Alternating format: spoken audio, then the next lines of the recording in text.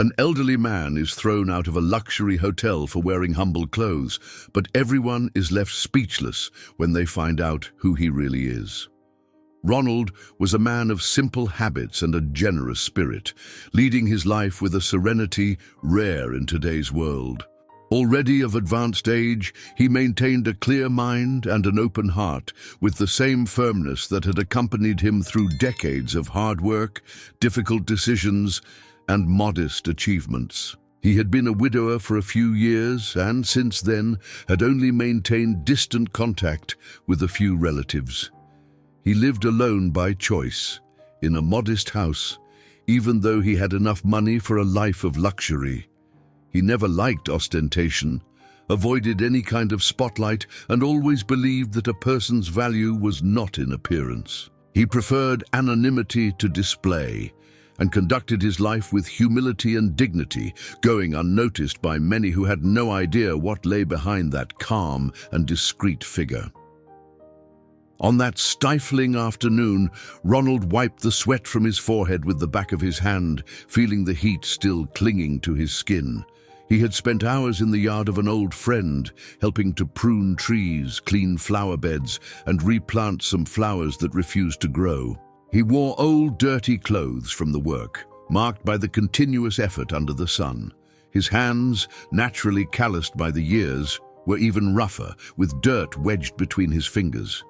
His tired face reflected the physical wear, but also the lightness of someone who had spent the day in good company, doing something useful. He could very well pay someone to take care of it, but he wouldn't trade the peace of that moment outdoors, surrounded by the silence of the earth and the sincere presence of a friend.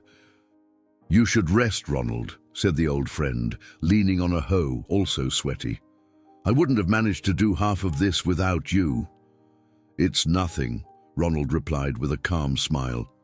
"You know I like these things, and it feels good to know that I can still be useful." The friend, with eyes slightly misted by age and gratitude, placed his hand on Ronald's shoulder. "You're more than useful, old man. You're essential. I don't know how to thank you." "You don't need to thank me. A friend doesn't help for recognition. Helps because they care." With the sun already setting behind the trees, Ronald wiped his feet on the tall grass, grabbed his small, stained bag, and gave a final wave.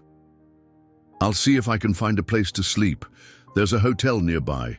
Better than taking transport now." "You really think they'll let you in looking like that?" asked the friend, laughing, but with a touch of concern. "Let me in or not, that's another story. But it doesn't hurt to try." The walk to the hotel was short. With each step, Ronald felt the weight of the whole day in his knees and shoulders. Despite his disheveled appearance, he walked with a firm calmness, as someone who knew exactly who they were. He passed by shiny windows and clean facades, not caring about the curious looks. When he reached the entrance of the hotel, he stopped for a moment in front of the large glass doors. The reflection returned a tired, dirty image, completely out of place for such a well-lit, elegant environment. Still, he took a deep breath and entered. The lobby was spacious, the floor gleaming, and the air conditioning made him forget the heat outside. The receptionist, a young man in a dark suit with an arrogant expression, looked Ronald up and down with a raised eyebrow and a half-smile that resembled more mockery than anything else. "Good afternoon," said Ronald, approaching the counter with slow steps. "I'd like a room for the night." "Do you have a reservation?" asked the receptionist, not hiding the tone of suspicion in his voice. "No, but I've stayed here before. I know the hotel well. I can pay." The young man's gaze scanned Ronald's clothes one more time, then settled disdainfully on his dirty hands and the dirt-streaked face. The hesitation turned into disdain. "One moment," he said coldly, turning his back and grabbing the phone. "I'll call the manager." Ronald stood still, silently maintaining his posture, even in the face of the evident judgment. He didn't seem surprised, but it was impossible not to feel the weight of that reception. A young man, wearing a light suit and walking with confident steps, appeared shortly afterward. The manager wore a smile that didn't reach his eyes and an air of superiority hard to ignore. "What's going on here?" asked the manager, approaching quickly, his gaze impatient, giving Ronald the same look one would give something out of place. "This gentleman wants a room," replied the receptionist, adjusting his tie with a hint of disdain. "But he doesn't have a reservation." Ronald, unshaken, took a small step forward. "Good afternoon. As I told him, I didn't make a reservation, but I've stayed here before. I know the hotel. I just need a room for the night. I can pay up front, right now if needed." The manager studied him for a few seconds, crossed his arms, and raised his eyebrows with a cynical smile on his lips. "Are you alone?" "Yes." "And you came like that?" he asked, casting a direct look at Ronald's clothes, dirty and marked by the work. "Yes, I was helping a friend. I didn't think I needed a suit to sleep in a room." The receptionist, unable to contain his mockery, let out a stifled chuckle. "Your name?" the manager asked, now with a firmer tone. "Ronald." The manager nodded with irony, as if the name held no relevance. "Look, Mr. Ronald, this is a high-end hotel. Our guests value comfort, discretion, and appearance. Honestly, you don't fit the expected profile." The appearance," Ronald repeated now with a firmer tone. "Do you really think clothes define who can or cannot rest in a hotel?" "I think image matters, yes. It's part of the experience we offer, and you, unfortunately, don't contribute to that." "I didn't come asking for a favor. I'm offering payment like any other customer. I just want a room for one night. What's the difficulty in that?"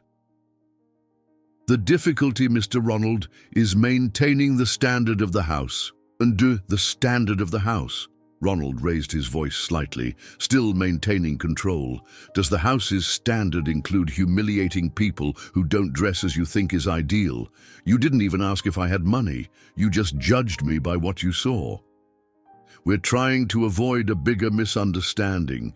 You're complicating things, raising your voice.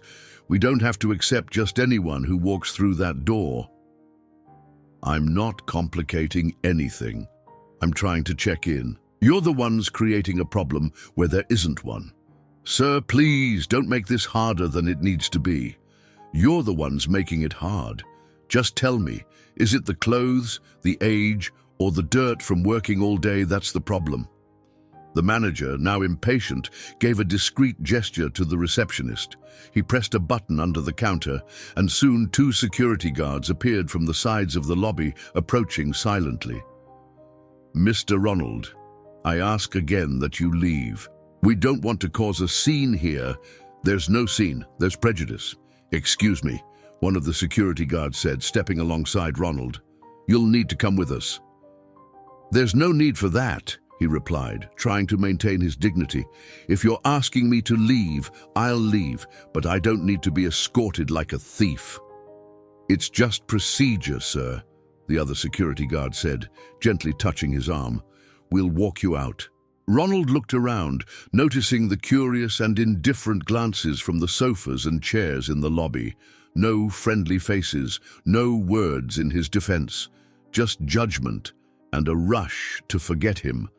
Outside, in the parking lot, a black car waited with the engine running. The driver, with a discreet posture, observed the scene with a contained expression. When the security guards placed Ronald in the back seat, the driver couldn't hide his discomfort.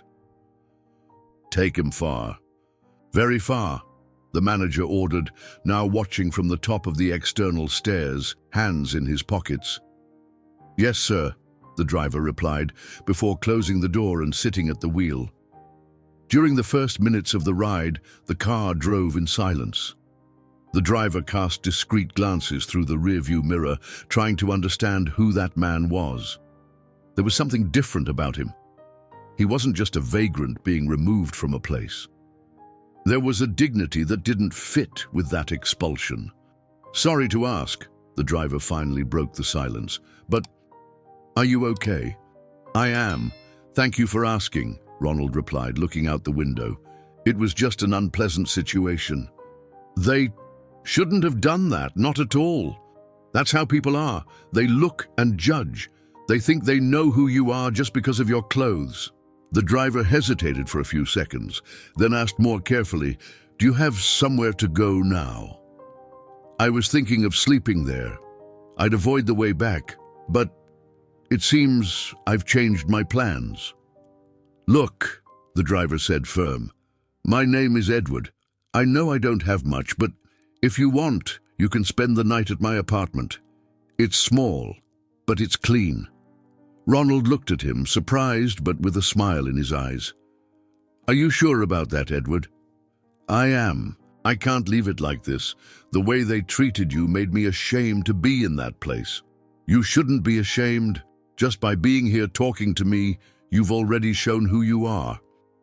Still, I prefer to act according to what I believe, and you, honestly, don't deserve to be alone after that.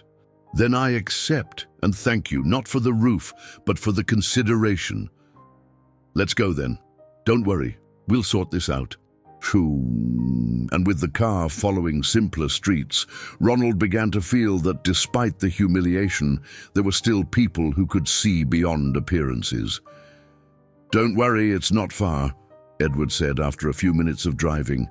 "It's a simple place, but it's mine, and no one will look at you strangely there." Ronald turned his face, watching the driver more carefully. "You're going too far for someone you barely know." "And you went far for someone too," Edward replied. "You helped a friend all day, with your hands, with your tired body. That says more than any conversation." "It's different," Ronald murmured. "Maybe. But for me, what's right is right. I couldn't leave you in that situation. I wouldn't sleep peacefully." Soon after, the car stopped in front of a modest building with a peeling facade, clotheslines in the apartments, and the smell of coffee lingering in the air. Edward opened the gate and gestured for Ronald to follow him up the stairs. "Third floor, no elevator, unfortunately. After today, climbing these stairs is a rest," Ronald said with a tired smile. The apartment was small but tidy. The walls, painted a simple white, were clean. An old sofa, a table with 2 chairs, curtains that let in the orange light of the late afternoon. There was a smell of soap and fresh coffee in the air. "Make yourself at home," Edward said, opening the fridge. "I've got bread, eggs, tea or coffee." "Coffee, please." While preparing the drink, Edward pulled out one of the chairs from the kitchen and sat down. "Would you like to take a shower first? The water's hot, it works well." "After the coffee. I don't want to waste that smell." They both laughed. Ronald settled down slowly, with a silent relief in his body. "Do you live here alone?" "I do. I've always lived here. I lost my parents when I was young. No siblings, no children. Never married." "And your job at the hotel? Been there long?" "More than 10 years. I've worked with several managers, some good, others not so much, but this last one, I've never seen anyone treat people with so much coldness." "And no one does anything?" "Most are scared. He makes veiled threats. He's fired 3 long-time employees in the last few months. Says he's cleaning the environment. The older ones live in fear of making a mistake. The atmosphere's heavy." Ronald remained silent, drinking his coffee slowly. He looked at the cup but was absorbing every word. "You know, when I got in that car with you, I thought I'd stay silent the whole way. But there was something different. It seemed like you weren't angry, just sad." "I don't feel angry," Ronald replied, "but I feel uneasy. We get older hoping things will improve. When you see they get worse, it's hard to accept. You don't seem like an ordinary man. Dudi, and what would be ordinary to you?" "Someone who would accept that in silence, but you spoke firmly. You didn't beg, didn't bow your head, and you still treated me with respect, even after being humiliated." Ronald smiled with his eyes, without answering immediately. "Thank you for the coffee, Edward, and for opening your house to me. That's not little. I didn't do more than I should have." "Yes, you did. No one is obligated to do good. When they do, they deserve recognition." It was already night when Ronald took a shower, put on a simple t-shirt borrowed from Edward, and lay down on the improvised mattress on the living room floor. Edward offered him the bed, but he refused. "I've slept in much worse places. This is perfect." The night was silent, and for the first time that day, Ronald slept deeply. The next morning, the smell of coffee filled the room again. Edward was already awake, sitting at the table, stirring his spoon in the cup. "Did you sleep well?" "Like a rock." Ronald sat down slowly, adjusting his back. "I should go. I've taken up enough time." "No rush. Stay as long as you want. I need to take care of a few things. But I really appreciate it, really. You treated me with more dignity than many in high positions and expensive clothes. We don't measure ourselves by that." "Not at all." They had coffee in silence. The gesture said more than any grand goodbye. When it was finished, Ronald stood up, returned the washed and folded t-shirt, and grabbed his small bag. "It'll all be fine," Edward said, not exactly knowing why he said it. "I hope so, and thank you once again." "No need to thank. Just come back whenever you want." Ronald nodded, calmly opened the door, and left. A few days passed. The hotel continued its routine of luxury and rigidity, with the same rushed glances in the lobby and the same arrogance in the air. Until one morning Ronald returned. There was no announcement, no noise. He just walked in. He wore simple, formal clothes. He walked with the same firmness as always. Some employees' eyes followed him with that old automatic disdain, as if they still saw only the old man out of place. The receptionist, upon recognizing him, widened his eyes and stood silent for a moment. That was when three men, dressed in suits, appeared in the lobby. When they saw Ronald, they stopped, exchanged looks, and went straight to him. "Mr. Ronald," one of them said, with evident surprise and respect, "is everything okay with you?" "Yes," he replied calmly. "I've come to talk." The second man stepped closer. "We need to know what happened. We received disconnected information about an embarrassing situation. We'll talk calmly later. For now, I just want to see how things are." The receptionist had already paled. The manager, noticing the movement in the lobby and seeing the three board members gathered around an apparently ordinary man, rushed down the stairs with hurried steps and a confused expression. "Is everything all right here?" he asked, trying to sound natural but not hiding his discomfort with the unusual scene. One of the board members slowly turned to him, looking at him seriously. "Do you know this man?" The manager looked at Ronald with suspicion, then with renewed attention. The doubt in his face turned into visible unease, as if he was starting to recognize the scene, but wasn't sure. His eyes narrowed, and his voice came out hesitantly. "This man, I think he came here the other day, wanted to spend the night, but I don't remember his name." Ronald watched him calmly, neither confirming nor denying. The third board member stepped forward and spoke firmly. "This man's name is Ronald, and he is the owner of this hotel."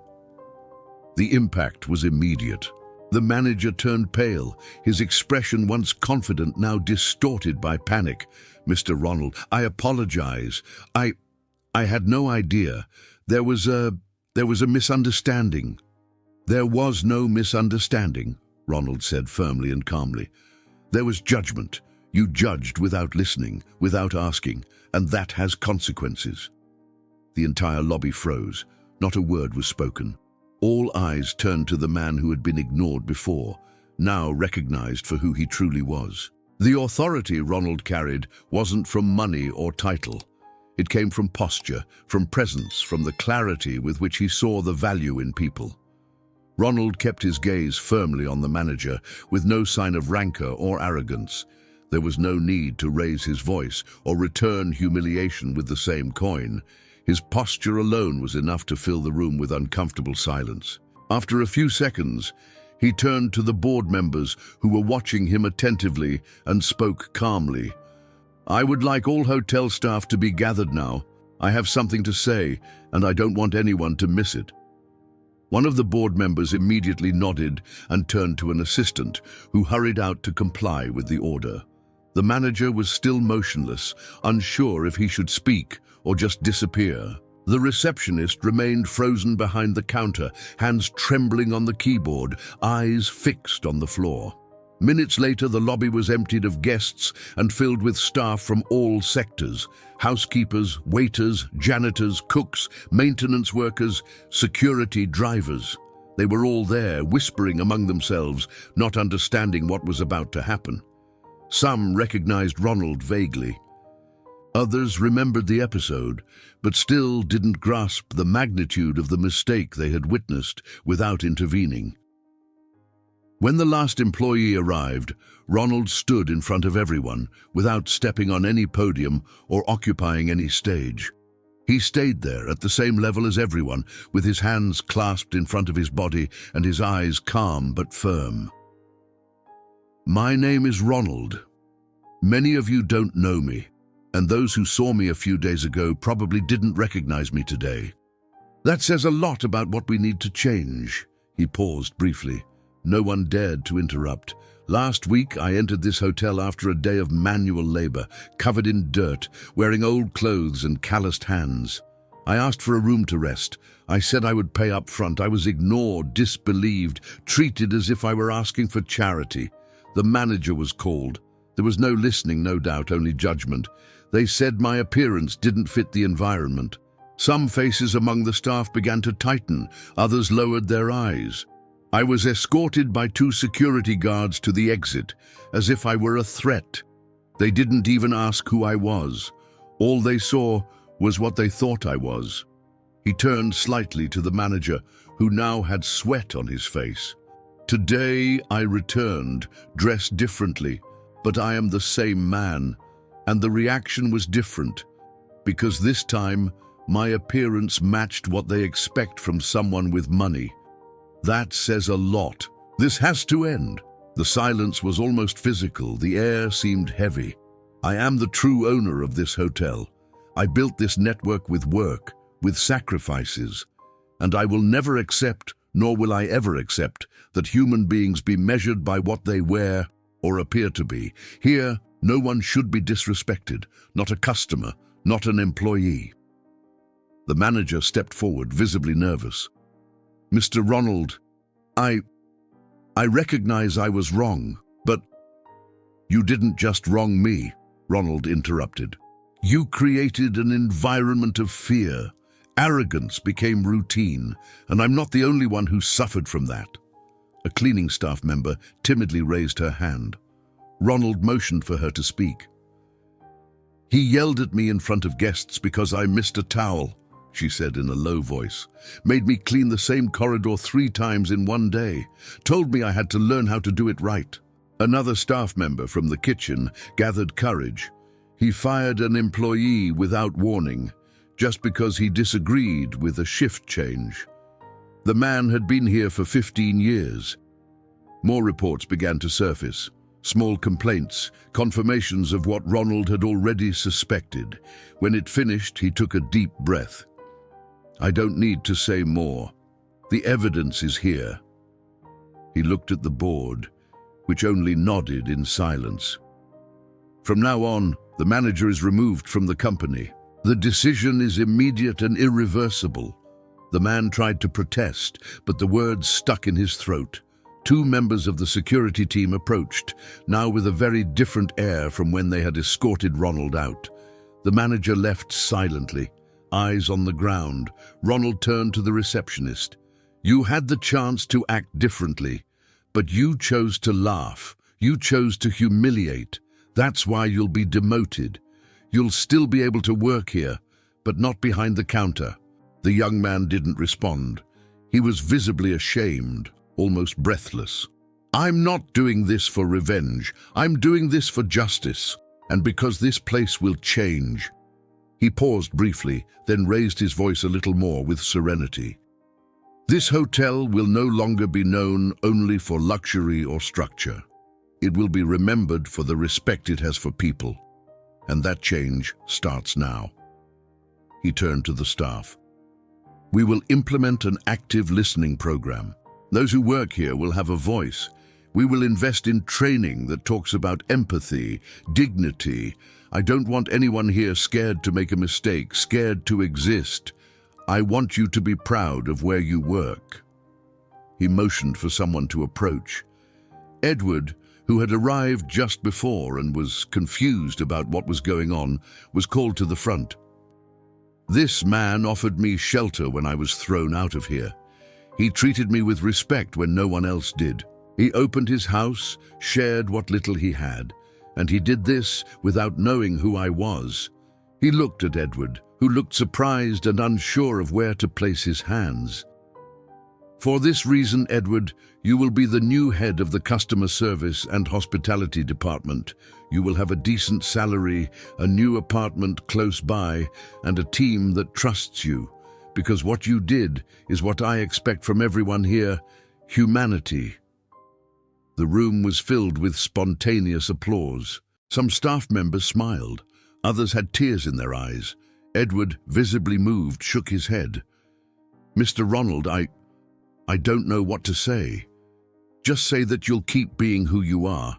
That's enough." In the following days, Ronald appeared frequently at the hotel, not as a distant and untouchable figure, but as someone present. He walked through the halls, sat in the break room with the staff, listened to stories, asked questions. He implemented weekly meetings, encouraged anonymous suggestions, listened to every report with attention. He hired organizational psychologists, promoted group dynamics, paid for training courses. The culture began to change. Where there had been fear, trust was born. Where there had been rigidity, kindness blossomed. Guests began to notice. Greetings were warmer, smiles more sincere. The service became more human, closer, more genuine. Edward, now leading a full team, showed a natural talent for leading with respect. He was loved by all, and above all, he kept his feet on the ground. "The secret," he would say to the new hires, "is to treat everyone as you would like to be treated on a hard day." Ronald, in turn, found a new purpose there. He walked light, with a gleam in his eyes that hadn't been seen in a long time. He felt that at last he had done something more than build walls and businesses. He had helped rebuild people. Months later, the hotel was no longer known only for its structure or immaculate rooms. It was known for its atmosphere, for the way it cared for people, both inside and outside the rooms. And one late afternoon, sitting on a bench in the side garden, Ronald and Edward had coffee together in silence. "You know, I thought I wouldn't see good people anymore in this world," Ronald said, gazing at the horizon. And I thought people like you only existed in stories," Edward replied, smiling. There, among well-kept plants, soft voices in the background and a clear sky, both knew they had found something rare in each other: trust, respect, and family. If you enjoyed this story, don't forget to subscribe to the channel, leave a comment, give it a like, and activate the notification bell so you don't miss any of our upcoming videos. See you in the next story.